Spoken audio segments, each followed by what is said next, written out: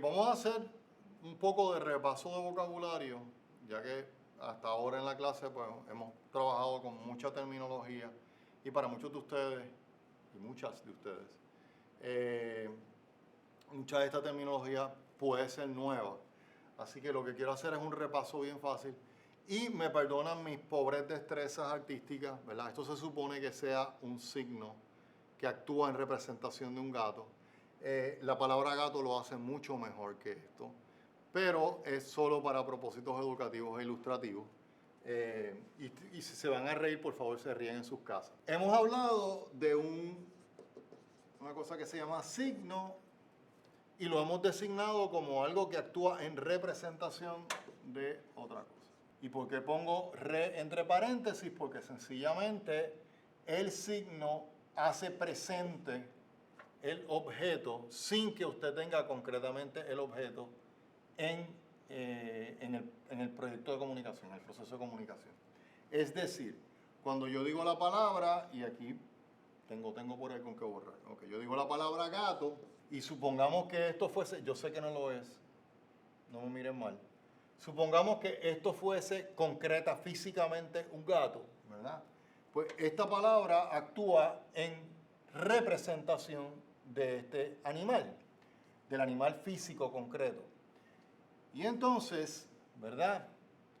¿Qué es lo que sucede? Que en la medida en que yo utilizo la palabra gato, estoy haciendo presente el animal en mi conversación, en mi diálogo, en mi producción comunicacional. Ahora, hay un problema. El problema es cómo nos distanciamos del mundo de los signos y nos referimos estrictamente a un mundo material y físico. En el caso tanto de Charles Sanders Peirce como en el caso de Saussure, eso es técnicamente imposible. Y les voy a dar un ejemplo. Utilizar la palabra gato para los humanos, que tenemos dominio lingüístico, es relativamente fácil, tal vez demasiado fácil. Mucho más fácil, ¿verdad? Es mucho más fácil nombrar el gato como una palabra, como un enunciando, a entender que esto es un animal físico y que siempre que ese animal existe, ¿verdad? Se utiliza esto. De hecho, ocurre de la manera invertida. Usted utiliza esto y va por el mundo buscando esto, lo que quiere decir, ¿verdad? El significado de la palabra gato. Todavía más difícil es el hecho de que para yo representar el animal físico en esta pizarra, no tengo un animal físico, sino que tengo otro tipo de signo que no es un signo lingüístico. Es sencillamente un garabato, un dibujito que yo hice. Esto es otro signo. De hecho, es un signo que pudiésemos decir es de carácter un poco indéxico, porque no es totalmente representativo, pero hay algo del gato aquí. Yo quise que fuera más icónico, pero no me sale, así que no voy a pelear con eso. Perfecto. Entonces, para hablar de las partes del signo, tal y como las describe Charles Sanders Peirce y tal como las describe Saussure, pues pensemos en dos caras de una misma moneda. La palabra gato tiene escrita, es G-A-T-O, pronunciada es gato, ¿verdad? Suena como gato.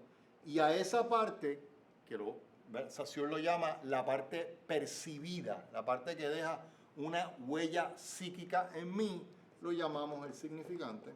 Y al valor conceptual que se le asignamos a ese significante le llamamos significado. En el curso general de lingüística, Ferdinand de Saussure, esto lo designa como la imagen acústica y esto lo designa como concepto. Esto opera como si fuera algo que queda como una huella en mi memoria, una imagen acústica. Y concepto es simple y sencillamente la asignación conceptual que yo le hago al significante para poder, ¿verdad?, entenderlo, para poder darle sentido, para que de alguna manera funcione dentro de una cadena de significantes que nosotros llamamos oración. Ok, entonces, esto que está aquí no tiene, y nuevamente voy a tratar y a pretender de forma totalmente humorística, que este garabato que está aquí es un gato concreto. Lo que pasa es que mi hija no me quiso prestar su gatito, ¿verdad? Su verdadero gato concreto para esta cosa, pero para el video. Pero aquí tengo el facsímil razonable, aunque yo sé que es un facsímil bastante irracional. ¿Qué sucede?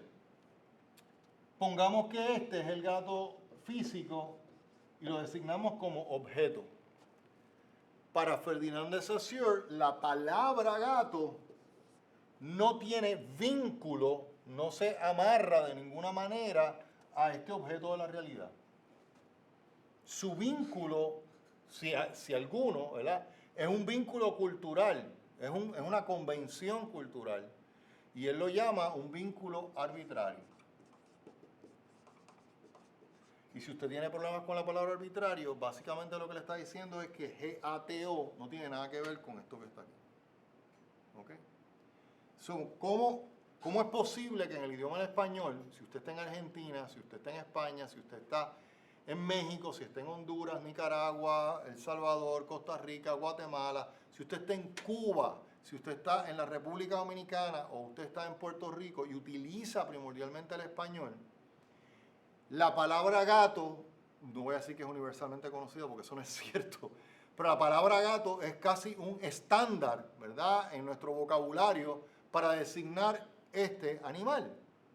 Así que, ¿cómo cobró de alguna manera gato una fuerza cultural tan fuerte, tan intensa, que nosotros podemos en conversaciones reemplazar el uso de esto, reemplazar la realidad totalmente con una palabra, con un sonido, gato?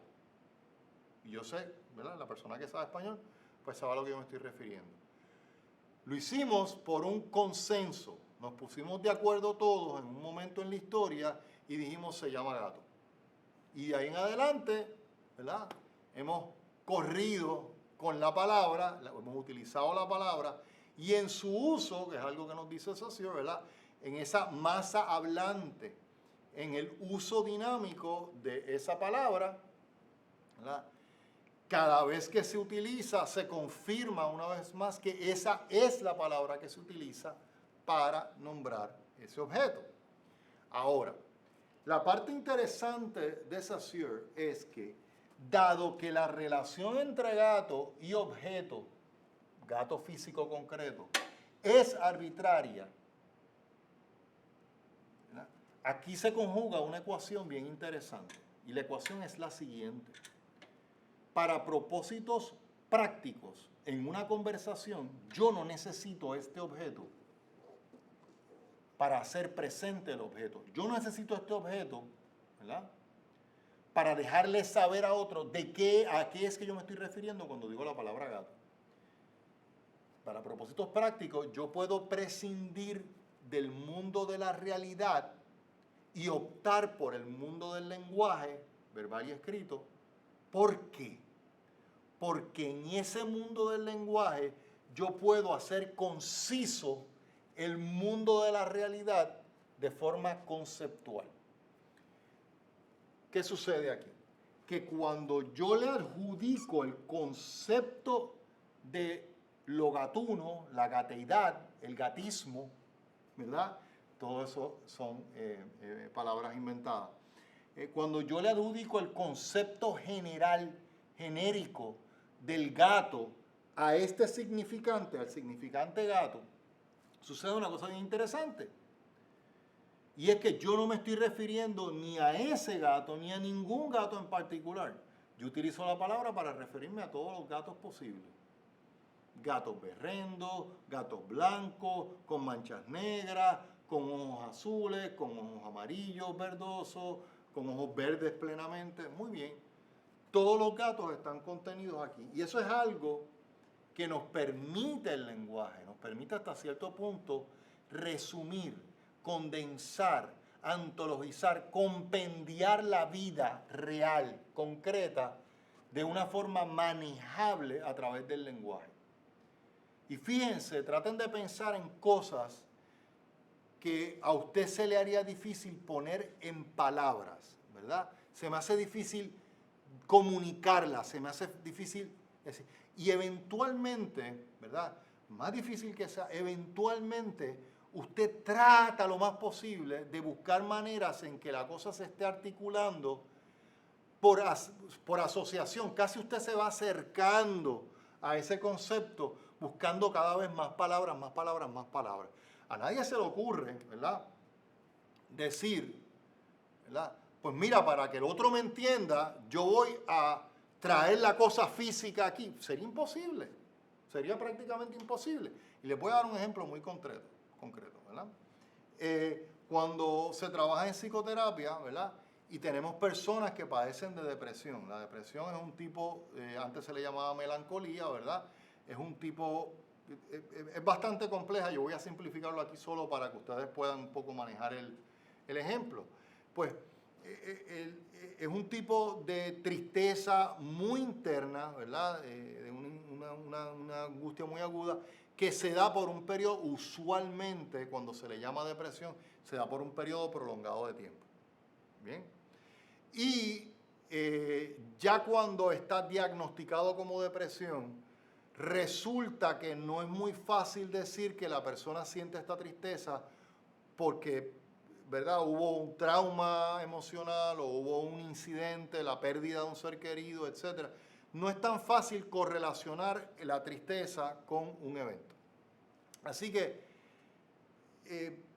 la persona tiene que haber padecido, digámoslo de una forma un poco políticamente incorrecta, ¿verdad? Tiene que ser un paciente de depresión, tiene que tener un periodo prolongado. En medicina eso le llaman, ¿verdad?, una enfermedad o una situación de carácter crónico. Crónico quiere decir que se sostiene por un periodo prolongado de tiempo. Agudo es que básicamente la gráfica de lo agudo sería que tiene como un pic y después va. Y mientras más larga es la cola, pues entonces, ¿verdad?, más difícil es manejar. Pero en el caso de la depresión, lo común, lo usual, es que la cosa se mantenga de manera bastante sostenida. Entonces, ¿qué sucede? El tipo de tristeza que sienten las personas que sufren o que padecen de depresión, pues el sufrimiento también es otra palabra complicada, ¿verdad? Implica otras cosas. Pero el tipo de sufrimiento, el tipo de tristeza de la que padecen estas personas, pues usualmente es bien difícil de expresar, porque como se mantiene de forma continua, no se siente igual que la tristeza súbita de la pérdida de un familiar querido o de una mascota o de algo, ¿verdad?, que sucede, o cuando usted saca F en una clase que se pone bien triste, etc. No, aquí estamos hablando de un tipo de sensación angustiosa que se mantiene por un largo periodo de tiempo. Y en muchas ocasiones las personas cuando piensan en tristeza, piensan en esta tristeza aguda y esa sensación prolongada no la asocian, ¿verdad?, con esa otra tristeza, ¿verdad?, que realmente no es otra, es más o menos parecida. Lo que pasa es que se da con unas intensidades distintas. Ok, ¿a qué voy con todo esto? Pues simple y sencillamente que aún la persona en lo que entiende que es una emoción muy propia, muy interna, trata de la mejor manera de buscar significantes que puedan de alguna manera ser conceptualmente valorados por quien lo escucha o quien la escucha, ¿verdad?, de una forma que yo pueda interpretar, que yo pueda darle sentido y encaminar esos significantes hacia lo que es la dolencia propia. ¿Me siguen?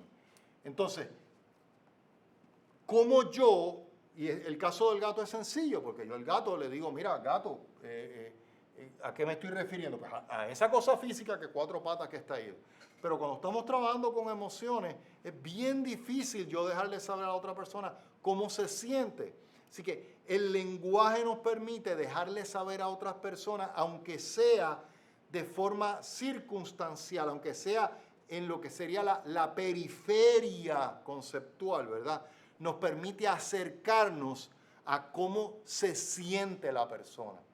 Fuera de eso, el terapista, la persona que te escucha, no tendría manera de saber cómo tú te sientes, porque eso es uno de los grandes, ¿verdad?, conundrums de la psicoterapia. Es que el psicólogo nunca sabe exactamente qué es lo que la persona siente dentro de sí, porque no hay forma de traducir, ¿verdad? Yo digo, mira, me duele muy dentro, ¿verdad? Es un dolor muy interno.